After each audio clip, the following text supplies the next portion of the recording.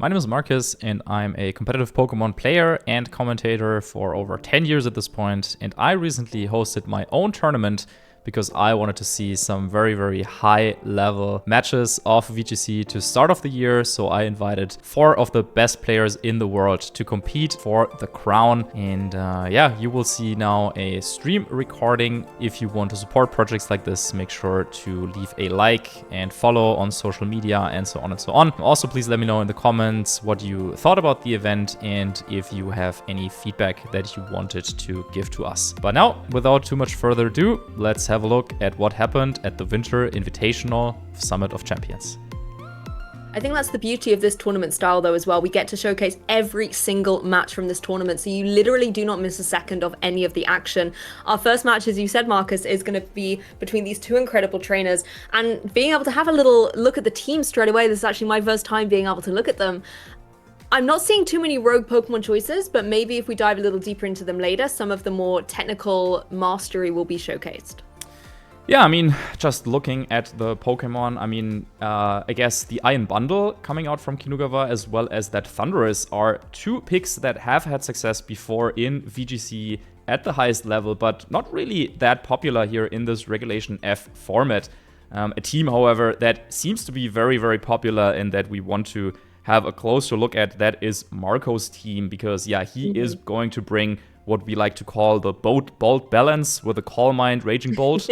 But also some interesting tricks up his sleeve has Marco if we have a closer look at his team sheet right here. Oh, I mean, yes, that Calm Mind Raging Bolt, very clean to see. And again, some familiar faces with the Chi-Pow, being able to bring that Sword of Ruin onto the field to help out the physical attackers such as Urshifu, Rillaboom, and Incineroar. But that Flutter Mane is incredibly interesting. Yes, you got some classic moves on there like Moonblast and things like that, but Pain Split? I haven't seen that in a hot minute. Yeah, Pain Split is a great way to get around Thunderclap from Raging Bolt, and between Taunt and Pain Split, as well as Thunder Wave, this Flutter Mane can really shut down opposing Calm Mind Raging Bolts because, yeah, well, Flutter Mane is a Fairy type already, so then it is immune to Dragon Pulse from this Raging Bolt, and then while it's throwing out status moves, then, well, Raging Bolt can't really do anything about that with Thunderclap.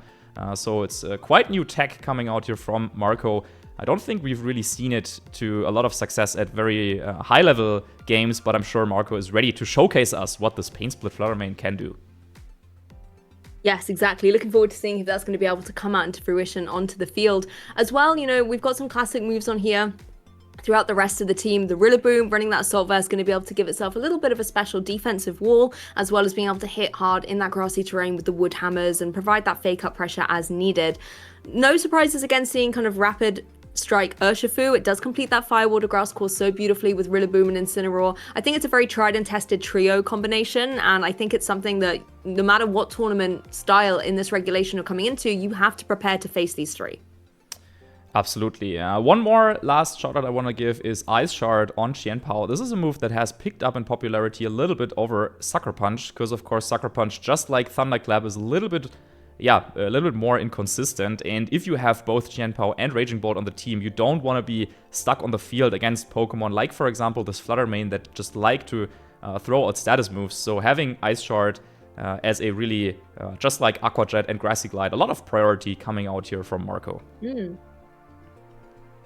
Yeah, then something Kinugawa is going to have to think about. And yeah, let's take a look at the opposing team and see if there is going to be any contention to deal with here. Again, we've got that kind of classic Fire Water Grass trio, but as you've mentioned, the Iron Bundle, a Pokemon that's been used before to a lot of great success. It's incredibly fast. It can hit really hard on the special attacking side of things. And actually, when I kind of take a look throughout the team here as well, there's a lot that can hit particularly hard. But the Iron Bundle, particularly if that booster energy is going to boost up its speed, it's something that Marco is going to have to watch out for. Yeah, and just like Marco, also Kinugawa bringing in a Thunder Wave kind of expert. It's not the Flutter Mane, but Thundurus coming out here for our Japanese player. And yeah, I think players have talked about this. The reminiscence of this Thunderwave Flutter Mane really reminding us of some of the old days when we had to deal with Thundurus and Landorus throwing out Thunderwave and Rock Slide. This Landorus is a little bit different, of course, being a special variant. But yeah, bringing back Thundurus, really interesting choice. And then also bringing in Iron Bundle for some Encore shenanigans, of course. This team has quite a few ways of shutting down Raging Bolt And yeah, that is going to be really interesting to see whether Marco will go with that route, whether Marco will decide to kind of set up the Raging Bolt and go with that, or if he will rely on his other heavy hitters like Urshifu and Qianpao to deal the damage.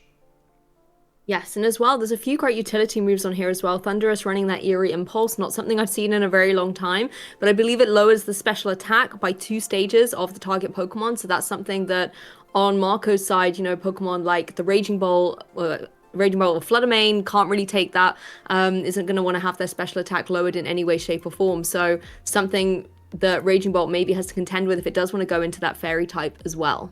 Absolutely. And then, yeah, last shout out, U-Turn on this Urshifu. No close combat, of course. Also very, very unique set coming out by Kinugawa.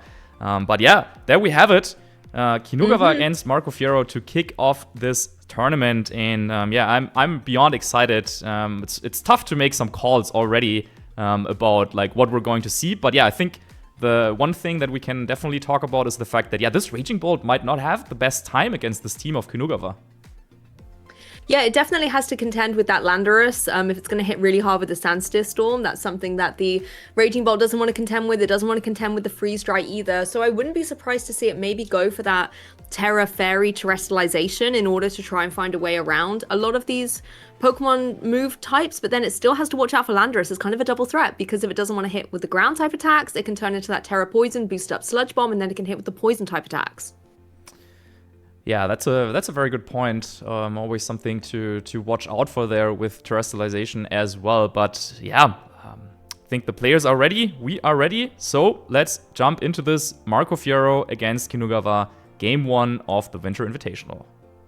Yes, let's get it started in style. The Winter Invitational is going to be kicked off with a Incineroar and an Urshifu joining the field, as well as a Urshifu and a Rillaboom out on the field from Marco. Very, very classic, of course, classic VGC board there. Having both the Urshifu on the field as well as fake-out companions. Now, usually Rillaboom, and we also saw this in the activation of the abilities, Rillaboom should be the fastest here. So could go ahead and go for something like a fake out and Surging Strikes right away. So this is definitely something that Kinugawa has to watch out for. Yeah, it has to contend with where the fake out is actually going to come through from this Rillaboom, and at the same time, these Urshifus want to make sure that they're going to stay as healthy as possible on the field. There's no focus ashes that have to be broken here, so at least they don't have to worry about that. But particularly the Urshifu on Marco's side would be able to do a huge amount of damage into that opposing Incineroar, which I think is wise for it to get in on out of here. Yeah, and it's going to be that Iron Bundle joining the field. Now, my Italian is not the best, but we can expect that this is a speed boost. And making use of U-turn right away is Kinugawa, showing maybe one of the reasons why he has this move over close combat. Hitting the Rillaboom hard and now has the chance to swap something in. It does give a lot of switch flexibility on the field for Kinugawa, and I think that's a really nice utility here, completely shaking up the ball position from the leads. You've got the Iron Bundle on the field, and now the U-turn navigates you to be able to bring in even that Incineroar again to be able to imply and intimidate down against both of these physical attackers, and still then have the fake-out potential going into the next turn. But it looks like he's really taking his time to think it through. Yeah, and it's going to be Incineroar joining the field once again. Of course, Intimidate on Rillaboom will be helpful. On the Urshifu, maybe not so much, of course, with Surging Strikes, and this is exactly what we're seeing. But Iron Bundle, having a naturally really high defense stat, can take that hit like a champ. Yes, of course, those guaranteed critical hits going to be able to bypass the Intimidate drops, and Iron Bundle, as you mentioned, able to take that so incredibly well, and now does apply a lot of pressure going into this next turn. Rillaboom as well fails to find a good mark with that Wood Hammer, such a devastating attack with such minimal damage into a Pokemon like Incineroar. Yeah, and it already shows that Marco is really ready to go for the damage this turn, kind of using his advantage that he had in terms of having the faster fake-out pressure, but he wasn't trying to use this for some repositioning, but instead just going for raw damage. On the other side, though, Kinugawa, thanks to that U-turn, was able to do both. Reposition into this Incineroar and Iron Bundle board, while also dealing a lot of damage to the Rillaboom with U-turn. So really, yeah, kind of unique setup there by Kinugawa, but now it is Kinugawa who has the fake-out advantage. And Marco, yeah, looking at this Iron Bundle, probably needs to, yeah, come up with a plan, because really don't want your Urshifu just to be knocked out by Freeze Drive, for example. Yeah, Freeze Strike threatening both of the Pokemon on Marco's side, as well as having to contend with a potential Encore if you were to go into a defensive option, for example. So you don't want to go for that move either in the face of that Iron Bundle. Another adaptation, though, Urshifu is going to rejoin the field for Kinugawa as the Icy Wind is able to come through. So not going for the damage, instead trying to go and lower the speed on Marco's side of the field. Yeah, going for some speed advantage is going to be helpful, but Marco will use that time to go for some more damage. Of course, Surging Strikes, yeah, once again, doesn't care about the Intimidates, but Kinugawa now with the 2 water types, there aren't that many resistances really to Surging Strikes, but he has 2 on the field that can take this, but Wood Hammer, that is not a move that this Iron Bundle likes to take, so a little bit of an over-prediction there by Kinugawa, and Marco just going on the offense, really showcasing that he's not afraid of this positioning, and yeah, comes out on top of this turn, I would say. Yeah, I feel like the Incineroar, it's so sneaky. It keeps jumping out of the way of all these Surging Strikes. That's twice now in this game already. But the Rillaboom, at least, was able to find its mark down, as you said, onto that Iron Bundle. Huge amount of damage. I think the critical thing, though, is you've got to remember those speed decreases are still in play. So whatever comes in on Kinugawa's side is going to have that speed advantage potentially, and will be able to capitalize on it if Kinugawa is able to put the Pokemon on the field that can take advantage of it. Yeah, the speed drop is certainly something to keep in mind here, and Landorus is a fantastic Pokemon to kind of utilize that. And now with Urshifu on the field also for Kinugawa, that is a Pokemon that of course will be able to attack through Protect.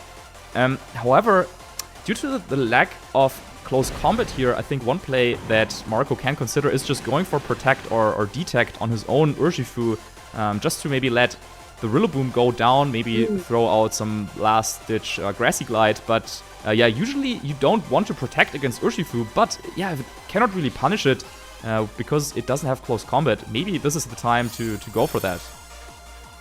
Yeah, well, it looks like the Urshifu on Kinugawa's side has decided to go for the Detect, and there it is, exactly matched on Marco's side. So 2 defensive plays from both of these powerhouses, as the Rillaboom looks like was going for that Grassy Glide just to try and get the damage down, but instead it's going to find itself a target from this Landorus. Looks like the Landorus on this occasion was going for the Earth Power, but it actually went into the Protect there, didn't it? It didn't connect into the Rillaboom. Yep. Yeah, it did. So a little bit of a kind of stalemate positioning, no advancements for either side. But yeah, this is pretty huge actually, because now Marco has used this option to try and sacrifice the Rillaboom. But yeah, Kinugawa sees through this play this time, and even though nothing really happened, I think this definitely favored Kinugawa, because now he can really use this speed advantage this upcoming turn, maybe go for a double up even into this Urshifu if it's, say, Earth Power and Surging Strikes. Something will probably go down.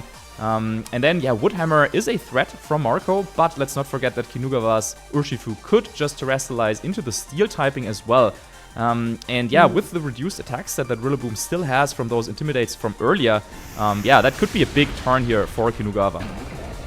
Well, the speed working in favor of Kinugawa here, able to go for the double target down into the Urshifu and get the KO. The Earth Power finding its mark, just followed up by one of the Surging Strikes that was needed. And of course, now Rillaboom is open to be able to pick its target. It can go for that powerful Wood Hammer and finally get the knockout onto that opposing Urshifu. So both of our trainers able to take down a Pokemon apiece and can now bring in something from the back to replace them.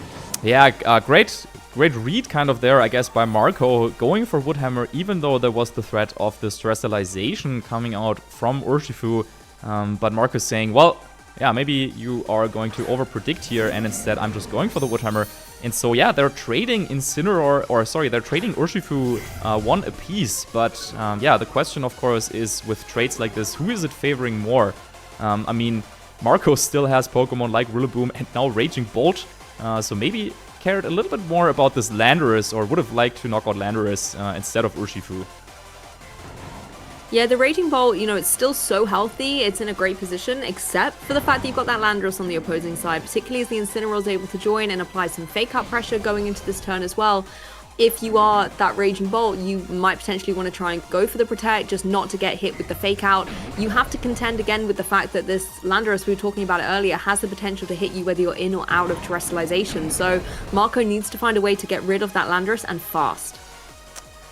Yeah, Lander is definitely a big problem here for Marco, and Incineroar now on Kinugawa's side has a little bit more room to breathe kind of now that Urshifu is down. And yeah, Marco already feeling the pressure with Raging Bolt, going for Protect right away. But this will give Kinugawa maybe the chance to do something about this. It seems like, no, we saw a Fake Out going into the Protect. Curious play there, but once more, maybe wanting to lock this Rillaboom in place and was hoping to fish for a Protect on Raging Bolt, which is exactly what we saw. Rillaboom, unfortunately for Marco, he really would have liked Rillaboom to go down there, I think, just for the free switch in. But now, once again, Raging Bolt is under a lot of pressure from Earth Power of Kinugawa's Landorus, and maybe now is the time to finally terrestrialize for our players here. I think you call that perfectly, though. The Rillaboom was completely pinned in there. If you don't target down into it, if you are Marco, you're almost hoping that the recoil from the Wood Hammer is going to be enough to get that knockout and the free switch in, because something like a Chien-Pao in the back is going to be in a much better position to target down against that opposing Landorus, for example, and free up a bit of wiggle room for that Raging Bolt. But now you have to go through another turn. For me, this Raging Bolt is so exposed right now. Yeah, it certainly is. Just going for a Thunderclap to do a little bit of damage, but it's going to be the Sandsteel Storm connecting with both and double knockout for Kinugawa. So much damage on the board. Sandsteel Storm sometimes can be one of those dice rolls that you need, and that's exactly what the Landorus was able to do here. Gets the connect, brings down both Pokemon, and in just one turn, I think Kinugawa has really swung momentum in his favor. You're now forcing Marco to bring out the final Pokemon in the back. It does have full HP, and it does have a Focus Sash, however, so that's at least something that you have to contend with and work around. You're going to have to hit it twice to be able to KO it. Yeah, you will have to do that, but it seems like Kinugawa, with, of course, Pokemon like Incineroar still around, and also with this Landorus, of course, Terrestrialization still around, so now is a great time. Really, Kinugawa saving it until the very last second. Didn't use it on the Urshifu before, but now here on Landorus, just to ensure that it can take one attack at least, but instead it's going to be the Sacred Sword knocking out Incineroar. This could still come down to the very last turn, I guess. Yep, Chien-Pao nice and speedy on the field. They're able to get the knockout ahead of the Incineroar doing any damage to it, but the Sludge Bomb, a huge chunk into the Chien-Pao, taking it right down to the Focus Sash. If it's able to get any... Oh, it won't be able to, of course, because of Sheer Force ability, so you don't even have the chance to be able to take it down in that one turn. So but now Chien-Pao does have the ability to try and get damage, but it doesn't get the knockout, Marcus. And no flinch, of course. This is what Marco was hoping for there. Instead, Landorus gets to move, gets to go for this final Sludge Bomb here, and Kinugawa will take our game one. And took it in tremendous fashion as well. That Landorus was so incredibly impressive, being able to have a lot of flexibility on the field, applying pressure to the Raging Bolt, being able to apply pressure then at the end with just the huge amount of damage it's capable of dealing into that Chien-Pao. Really great positioning as well from Kinugawa the whole way through that match. Lots of changes of ball positioning for him. Yeah, and really, I think it really came down to also the fact that he was saving his terrestrialization until the very last second. For example, if Landorus could not have gone for this Terra, then of course Icicle Crash would have been enough. But at the same time, you also really have to give some credits to Marco here, who was able, despite this Landorus coming in at the right time, getting a couple of turns right where Marco was trying to really get rid of his own Rillaboom, but it just wouldn't be knocked out. So really great use there by Kinugawa, using his offensive pressure that he had to kind of pin in Marco's Pokemon. But then finding this out with the Chien-Pao, letting two Pokemon go down and then still having a chance in the 1v2 was definitely very impressive. And yeah, can't wait to see what game 2 will have for us in store. Yeah, it did come right down to the end there with that Chien-Pao play. And I think game 2, one thing I definitely want to see is some terrestrialization come through from Marco, because correct me if I'm wrong, we didn't even see it in game 1. Yeah, well, he didn't really need it. I mean, Kinugawa was playing around it very nicely as well there, something we didn't really mention, but the Chien-Pao had the chance to go for a Terra Grass. So yeah, Kinugawa didn't want to go for the Earth Power there, maybe. But I mean, yeah, Marco knew at that point that there wasn't really anything that he could have done about Landorus just hitting and KOing Chien-Pao, unless, of course, it was for the flinch, which didn't come. But it means that now, yeah, Kinugawa will be leading 1-0, but yeah, Marco, of course, has another chance in this second game. Yeah, jumping straight into game 2, we're going to be able to see if Marco is going to be able to even out the score here in this set. A change of pace for our trainers, though. We're going to see the Urshifu and the Rillaboom coming out for Marco, and it's going to be Rillaboom and the Thunderous this time for Kinugawa. Yeah, Rillaboom a piece. Now, this time, once again, we have a couple of fake-out monkeys on the field. Now, yeah, marcofiero, interestingly enough, deciding to go with the same lead, but yeah, we get a little bit of a sneak peek of what's waiting here in the back for Marco. So he did decide to leave behind this Raging Bolt. I'm very curious as to why Kinugawa decided to go with this Thunderous, but maybe it was feeling that Iron Bundle didn't really do all that much, and having another Pokemon that yeah, can deal some damage is good, but I actually like the prospect of having Iron Bundle in this previous game. Yeah, Iron Bundle only really had the speed control utility in that previous game. I guess Thunderous can do the exact same thing with something like a Thunder Wave, but we'll have to see if it's able to get up to any other tricks going forward. Incineroar is going to be an adaptation here for marcofiero, so once again we're going to see the classic duo of Rillaboom and Incineroar paired up. As the Rillaboom on Kinugawa's side goes first, targets down into the was into the Incineroar that just switched in. Yeah, I think probably a Thunder Wave coming in. Yeah, I think that was coming through, and obviously being that Dark type, it doesn't take any pranks to move, so a fantastic switch there, I think, for Marco. Yeah, really nice repositioning there by Marco, now also showcasing that, yeah, he did switch some things up, seeing as in the first game it was Qianpao and that Raging Bolt waiting in the back for Marco. Now I guess we'll see a couple of Woodhammer trades. Of course, in this particular position, of course, U-turn actually would have been a nice way for Kinugawa to get out of there. But yeah, the players recognize that, yeah, it's not how it's supposed to be. Of course, when in an open team sheet format, yeah, you know which moves your opponent has, and then also plan your strategy around. And so now finally, well, hopefully, I hope he didn't change much other than the Rillaboom. But now we will have the same position that we had before, now with the correct moves everywhere, and now the battle should pick up right here. Yes, and hopefully we're going to get more than one turn and start finishing out this match, because the anticipation has built up more and more with every single turn. I wonder now if, you know, the Thunderous is in a position where it can maybe start trying to either slow down with a Thunder Wave, that opposing Rillaboom. I think predominantly maybe just trying to get a couple of flinches, paralysis in play, let's say, so that it's just going to be unable to move. Or it could always try just getting damage on the board with a Wild Bolt Storm, but I just don't think that's going to be monumental against both these Pokemon on Marco's side. I mean, neither of them are going to take huge damage from that. Yeah, not really there for the damage as you call out, and now Kinugawa's Rillaboom chooses another way out, no U-turn for it, but instead also bringing in Incineroar, lowering the damage output of both the fake-out bros on the other side there for Marco. And, yep, Thunderous does what it does best, just goes for the Thunder Wave, trying to kind of lock out Rillaboom off the game a little bit. Yes, Incineroar just going as well here for the knockoff, removing the safety goggles there from the Thunderous. So that's an interesting item choice on there as well to be able to see in play, and now can't benefit from that. I don't think that really has too much validity in this particular match, but just something to note for the rest of the tournament. Yeah, for sure. I mean, Mungo is not really that high up, but we saw some Hisuian Lilligans in some tournaments recently. But now, I mean, Rillaboom is already paralyzed, so no real targets now for this Thunderous, so it could just swap out and go back into Rillaboom once more, but it's really showing that, yeah, Kinugawa, this battle, already I think the Incineroar was a great pick here for Marco, because, yeah, Kinugawa doesn't really have a great way of removing it right away, and is probably already losing his Thunderous for just one paralysis on Rillaboom. That doesn't really seem like a very good trade to me. Yeah, it does make things a little bit more difficult, but that's one way to be able to get some revenge. Breaks through the paralysis, goes for that priority Grassy Glide, and is able to fell the Thunderous from the skies, getting a Pokemon advantage here on Marco's side. Looks like the Incineroar on Kinugawa's side just decides to get out of there as well, shifting up ball position with that parting shot, going to be reducing the attack stat even further on Marco's Incineroar there, as well as now having the potential to, with that KO of that Thunderous, come back onto the field at the end of this turn too.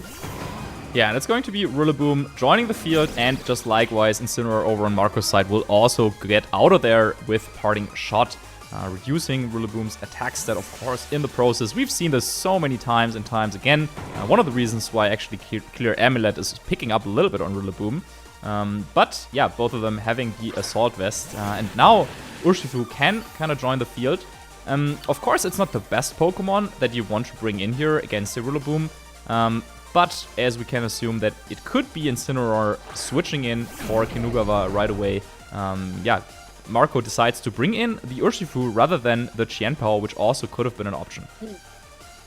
Yep, Urshifu may be in a position to try and get some damage down on the board against this opposing Landorus. Something like a Surging Strikes, particularly as it's holding that Mystic Water, going to give the extra boost to the Water-type moves. It's going to be able to hit really hard, and that can maybe make things a little bit easier for Rillaboom. It doesn't have to worry about Sludge Bomb coming through, but I think Rillaboom's having a bit of a rough time at the minute. Urshifu maybe just wants to get the damage out for its own validation to be able to get a knockout. Yeah, as Fake Out is active for Kinugawa, now would be a great time to go for a Fake Out into Urshifu, for example, and then go for a Sludge Bomb onto Rillaboom over on the other side. But I think Kinugawa, once again, is making a little bit of a read, is saying, okay, you know what, your Urshifu is going to detect this turn, so I will bring in another Pokemon with Fake Out so I can punish this the following turn. Now let's see if this is how it will play out, though, as we're also seeing Terrestrialization, maybe just to ensure that Landorus isn't going down this turn, even if Marco decides to attack with his Urshifu. Oh, I really like this play by Kinugawa here. Like you said, bringing in the little bit of a read play on the right-hand side and then going for the defensive Terrestrialization on the left there with the Landorus. And it was indeed going to be that Detect on that Urshifu, wanting to try and bypass that potential Fake Out on the Rillaboom, but now has to contend with Fake Out on the following turn. Rillaboom not taking too much damage from the Sandstone Storm either, and you don't have... you do have to worry about the paralysis coming through, and that's exactly what has come through here for Rillaboom. It is not going to be able to move in this turn. Yeah, and now that Grassy Terrain is over, really feels like this battle has been going on forever, but now Grassy Terrain over, Rillaboom also cannot go for this Grassy Glide, kind of last-ditch effort just to do a little bit of chip damage. And now there's a huge threat coming out from Kinugawa to go for Fake Out into Urshifu and another Sandsear Storm. And if this double connects, this could be really, really bad. Yeah, that's going to be able to do a huge chunk of damage into the Incineroar that has now just switched in. The Intimidate not going to be any help against a special attacker in the form of that Landorus on the opposing side. Yes, it can help you against that Incineroar a little bit later on, but Incineroar's actually getting out there, so it's going to reset all of those drops and can come back to Intimidate and Fake Out later on in this match. The adaptation is going to be Rillaboom once again. Yeah, so once again, kind of expecting being one step ahead, I guess. Expecting that this Urshifu will swap out, so you don't even need to go for the Fake Out, but doing so much damage here with that Sandsear Storm, landing a critical hit on Rillaboom, knocking out Incineroar.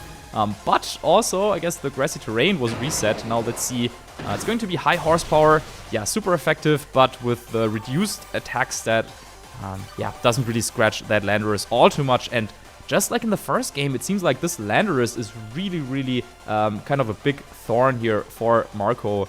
Really great asset for Kinugawa, supported by the double Fake Out. And yeah, it seems like Kinugawa doesn't even need to go for the Fake Out, but instead Marco was already flinching in this particular turn. Yeah, I mean, even the threat of the Fake Out can be formidable in its own right. You have to then play those mind games around Detect, of whether you're switching and things like that. And I feel like Rillaboom's having a really hard time right now. It's paralyzed, it's been intimidated, it's not doing a huge amount on the field at the moment. Almost, if you're Marco, you kind of wanted to go down in a position where you can have that free switch, bring in something like the Urshifu to bypass any protects and things like that. But Kinugawa, you've said it, has played so well with this kind of rotating Fake Out, constantly supporting that Landorus. 1 minute it's Rillaboom, the next minute it's Incineroar.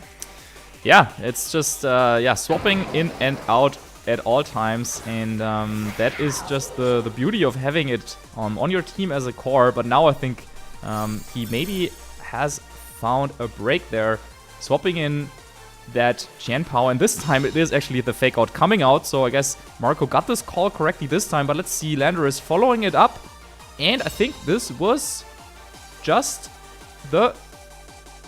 Oh no, it was the Sandsear Storm, but it is a miss on Qianpao. This is exactly what Marco needed here, being behind in this battle. Now calling out the Fake Out this turn. Once again, Kinugawa had the chance to also just cycle back into Incineroar. That would have been really, really bad for Marco. But it worked out this time.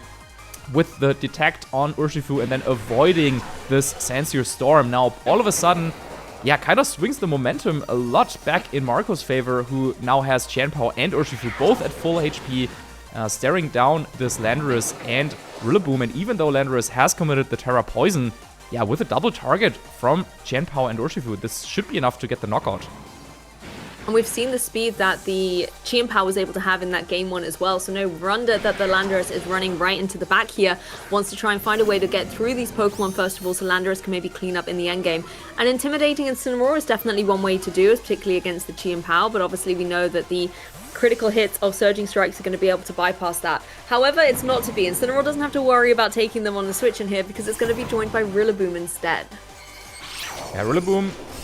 Instead, it's gonna be Incineroar that has to take this Icicle Crash there. Nice play, but, well, a miss coming out. It was just the high horsepower, though, which, once again, could have knocked out Rillaboom. Maybe this is what Marco would have liked to see, but once again, this Rillaboom just sticking around for a little bit longer, I guess, on both sides. These Rillabooms really making it very, very far into these games, but even though the position looked like Marco had a lot of damage on the board, not really a lot of damage was dealt that turn, and now, with Incineroar coming in for Kinugawa at a great time, in a great spot, now I guess, once again, it's Kinugawa who has a little bit of a positioning advantage, and due to the fact that Marco has already lost Incineroar, Marco, of course, cannot swap out as freely, and is a little bit stuck now, only having this Chien-Pao on the field and Urshifu in the back. So yeah, I think now Kinugawa still in the lead in this second game. Yes, and Landorus has rejoined the fray as well. The fake out comes through, that's critical to not allow Chien-Pao to move, but also to critically break that focus sash, so it's going to be a little bit more vulnerable to a KO in the following turn, and Rillaboom is paralyzed as well, so is not able to get any damage off on the field in this particular turn. So Landorus gets him completely free.